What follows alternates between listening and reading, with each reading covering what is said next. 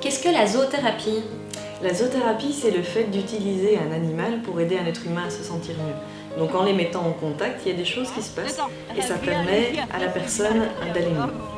Comment devient-on zoothérapeute? On devient zoothérapeute en suivant une formation en zoothérapie qui souvent s'accompagne d'une formation en comportementalisme pour au moins connaître le comportement de l'animal que l'on va étudier. Il ne suffit pas d'aimer le chien pour faire de la zoothérapie, il faut savoir comment il fonctionne.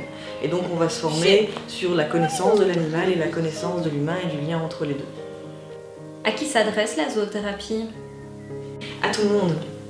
Mes plus jeunes clients avaient 17 mois et les plus vieux sont dans des homes ou dans des structures spéciales pour personnes âgées.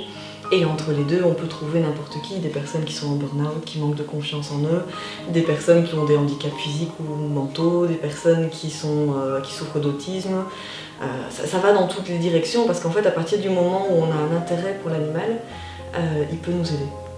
À quoi ça sert? Ça sert à se sentir mieux. Il y a deux grands volets dans la zoothérapie. Il y a le fait d'utiliser les activités assistées par l'animal, qui seront plus récréationnelles, plus ludiques.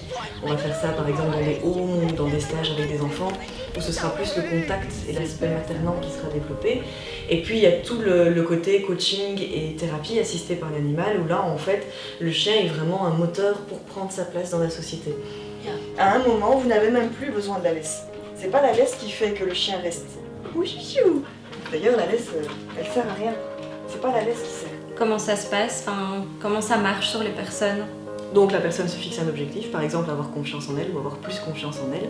Et alors on la met en contact, nous on fait ça avec des chiens, donc on la met en contact avec un chien. Et ce chien va nous donner des informations sur son comportement. Elle va nous permettre de savoir si la personne se met trop la pression, a trop envie de bien faire, ne s'écoute pas, ne se fait pas confiance, est trop gentil, a peur de blesser, enfin tout ça on va le voir. Et donc on va éveiller la personne sur ce que le chien nous montre d'elle.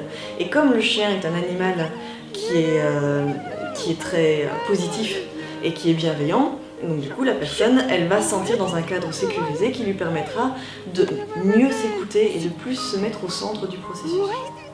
Pourquoi le chien? Parce qu'il permet de se positionner comme nul autre pareil. Quand un chien est bien équilibré, il nous renvoie une image de nous qui est très claire et très nette, sans la moindre agressivité et sans la moindre difficulté par rapport à ça. Et alors pour les personnes qui ont peur des chiens? Donc à ce moment-là, on va commencer par un processus de désensibilisation de la peur du chien.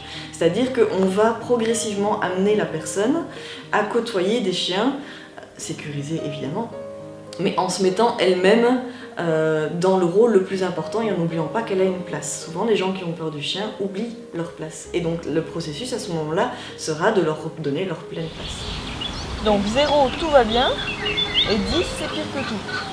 T'étais à 2. T'as plus peur qu'avant? Non. T'as autant peur qu'avant? Non. T'as moins peur qu'avant? Oui. Ah, donc t'es à combien? T'es à 1 ou t'es à 0? 0. Tout va bien alors? Oui. Ok, on va essayer de prendre le chien en main alors. Oui. Je me mets d'abord entre toi et le chien. Où les séances se déroulent-elles? Alors la zoothérapie peut se pratiquer dans des centres de zoothérapie, mais ça peut aussi se pratiquer dans l'institution qui est demandeuse ou à domicile. Là, il n'y a pas vraiment de lieu prédéfini. Parfois, je vais faire de la zoothérapie dans la forêt. Donc, il n'y a pas vraiment de lieu. C'est en fonction de ce qui va parler le plus à la personne qui est demandeuse.